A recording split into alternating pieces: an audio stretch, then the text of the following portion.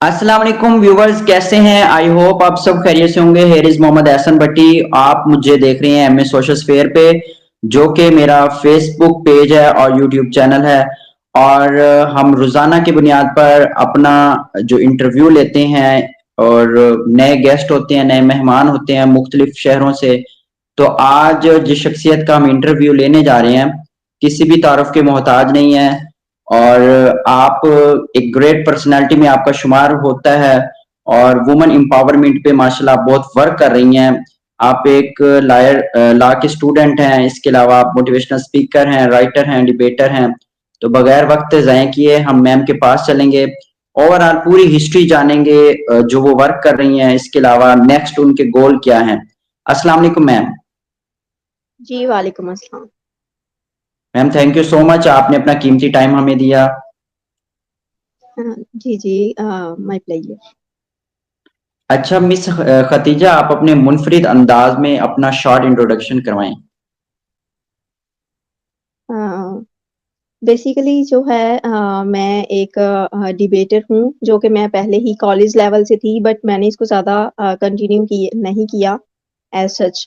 और university life में आके चूँकि हमारा लॉयर्स का काम बोलना होता है, आर्गुमेंट्स करने होते हैं, सो बोलने के हवाले से मैंने इसको थोड़ा-सा आगे जो है कंटिन्यू किया और पाकिस्तान की तकरीबन ऑल यूनिवर्सिटीज़ में ही मैंने डिबेट्स की हैं और बहुत माशाल्लाह। जो है वक़्त में मैंने इसको जो है जो बोलने का अंदाज़ा है उसको ज़्यादा इसको आगे जो है वो बढ़ाया है। और इसके अलावा जी जो बिल्कुल। राइटिंग का काम है वो मैंने रिसेंटली स्टार्ट किया है। पहले मैं राइटिंग करती थी, नॉवेल्स लिखती होती थी, बट ये है कि वो सिर्फ़ मेरे खुद की हद तक थे। अभी की ठीक जो है। राइटिंग है वो मेरी पब्लिश हो रही है। हाँ ठीक जी। है। अच्छा व्यूवर्स, आपके लिए ये इंटरव्यू एक बहुत स्पेशल होने जा रहा है, स्पेशली फीमेल के लिए। मिस खतीजा शाहीन, जिनका इंट्रोडक्शन आपने जाना। सबसे पहला क्वेश्चन है मैम, आपको वकालत के शोबे में आने की सबसे बड़ी तहरीक कहाँ से मिली?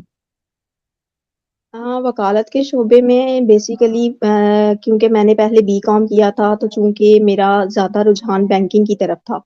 लेकिन जैसे-जैसे मैंने सुना कि औरत को जो है अगर मुझे क्योंकि मुझे बोलने से ज़्यादा था, तो बैंकिंग एक ऐसा प्लेटफ़ॉर्म था जहाँ सिर्फ़ मैं अपना वर्क कर सकती थी, मुझे कोई जान नहीं सकता था।